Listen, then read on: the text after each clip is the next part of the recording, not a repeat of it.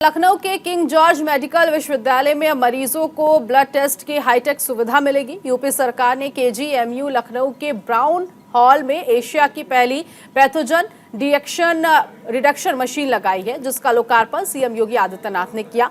उनके साथ deputy CM Brajesh Pathak, राज्य मंत्री मयंकेश्वर शरण और किंग जॉर्ज मेडिकल यूनिवर्सिटी के vice chancellor professor Vipin Puri मौजूद रहे। किंग जॉर्ज मेडिकल यूनिवर्सिटी के ब्लड बैंक में लगी इस मशीन से खून में बैक्टीरिया, वायरस या फिर किसी भी प्रकार के पैथोजन की पहचान करना बेहद आसान हो जाएगा। मतलब इस मशीन के जरिए अब खून के हर कतरे के खतरे की जानकारी मिलेगी। इस प्रकार की एडवांस टेक्नोलॉजी की ये मशीन अब तक एशिया के किसी भी अस्पताल या चिकित्सा संस्थान में उपलब्ध नहीं है। इसी को लेकर यूपी मेडिकल एजुकेशन के प्रमुख सचिव आलोक कुमार का कहना है कि इस मशीन से मरीजों को बड़ा फायदा होगा। हमारे साथ इस समय उत्तर प्रदेश के प्रमुख सचिव स्वास्थ्य आलोक कुमार जी हैं।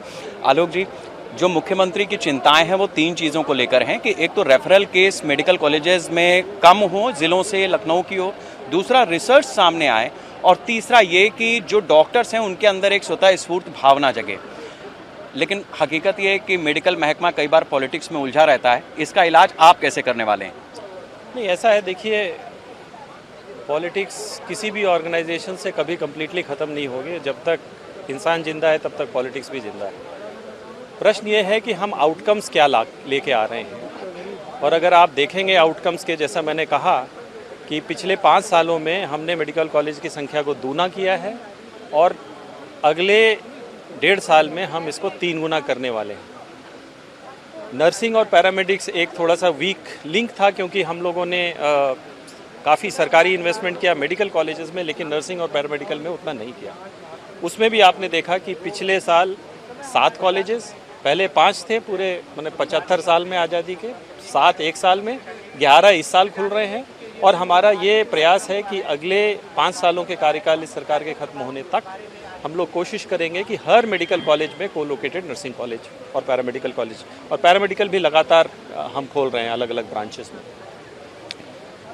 दूसरी बात, जो रेफरल की बात हुई, हम लोगों ने एक इंडेक्स बनाया है मेडिकल कॉलेजेस की रैंकिंग में, जिसमें एक उसका कंपोनेंट है कि कितना लामा यानी लेफ्ट अगेंस्ट मेडिकल एडवाइस और कितना रेफरल, और जहाँ से जितना ज़्यादा रेफरल है उसको उतने वहाँ पे नेगेटिव मार्क्स मिलते हैं। तो हम लोग कोशिश कर रहे हैं, और हमने एक वृहद प्लान बनाया है इमरजेंसी और trauma setup, because trauma cases में थोड़ा घबराहट होती है, और उसके लिए उत्तर प्रदेश पहला राज्य है जिसमें कि WHO में अभी कुछ दिन पहले ट्रेनिंग, एम्स में हमने ट्रेनिंग कराई थी, ताकि इमरजेंसीज के केसेस को हमारे डॉक्टर्स स्थानीय स्तर पे ट्रीट करने के में सक्षम हो। चिकित्सा प्रतिष्ठानों का जो विनियमन है वो एक एक्ट है, क्लिनिकल एस्टैब्लिशमेंट एक्ट, जो 2009 में पार्लियामेंट से पास है और जिसको उत्तर प्रदेश सरकार ने भी अंगीकृत किया है। उसका जो क्रियान्वयन है वो चिकित्सा स्वास्थ्य विभाग में कहता है, इसलिए बेहतर होगा ये सवाल आप प्रमुख सचिव चिकित्सा स्वास्थ्य से पूछें।